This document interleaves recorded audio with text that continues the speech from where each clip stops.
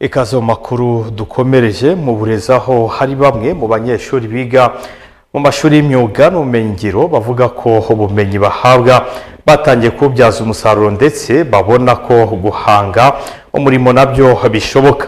Minisiteri y'Uburezi ivuga ko mu mashuri y'imyuga n'ubumenyingiro atanga icyizere ko hazaza h'urubyiruko. Eminante Mugwaneza tugeze inkuru ku buryo burambuye.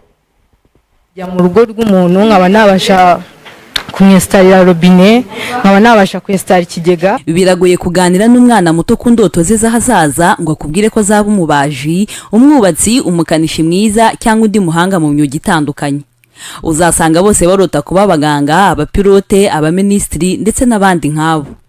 Nyamara iyo urebye icyerekezo u Rwanda rufite nicyo kugira nibura abanyeshuri 60% barangije mu masomo y'imyuga n'ubumenyingiro mu mwaka wa 2024. Bamwe mu banyeshuri twaganiriye biga mu mashuri y'imyuga n'ubumenyingiro bavuga ko batangiye kwiteza imbere binyuze mu bumenyi bahabwa ku mashuri. Niga plumbing. Ubaka kanya hari nambwe nateye umucobora kuba mfite ububasha bwo kujya hanze. Nanye nkagira icyo mbasha kwigezaho nka gutya rye minerivare ibura nkahita njya hanze nkajya gushaka akazi nanye nkakora kugira mfasha ababyeyi banjye. Watangiye gukora cyane rwose bidatinze ntago ari kera cyane yakozeho. Nyine kuba niga uyu mwuga bituma numva ko nzagira ejo hazaza heza. Kuko ubu ntago najya kudodesha umwenda hanze, ntago umubyeyi yakenera ko kugura umwenda ngo abure kuba yama amafaranga ngo ngure ibitambaro nk'umudodere kandi nkawudoda nyine ukabyifuza.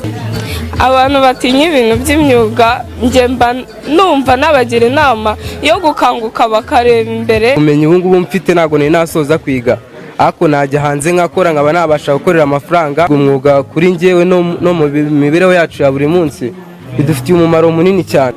Nk'uko ndi muri level 4 ngiye ku isoko nkajya kuba nakestara inzu y'umuntu cyangwa nkestara ahantu byama amafaranga yabasha kuntunga agatunga n'umuryango wanjye, kandi nanone nkagirira igihugu akamaro narinze kukivuna ngo bagire ubundi bufasha bama. Padiri Gatete Innocent, umuvugizi w'umuryango w'abasereziyani mu Rwanda, avuga ko aba bana biga imyuga batanga icyizere ku hazaza h'igihugu. Icyizere kirahari kuko iyo umwana yiga uyu munsi ntabwo ari ukugira ngo bamwereka ibyo yiga, ariko banamwereka n'icyo ashobora kuzabikoresha, nanuze na values agomba kuzajyanamo aho ngaho.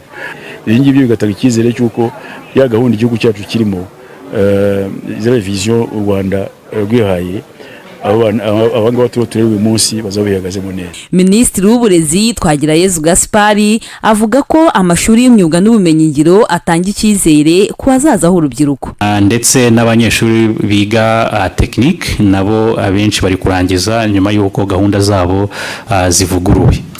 Aba rero nacyo akaba ari milestone nayo twishimira.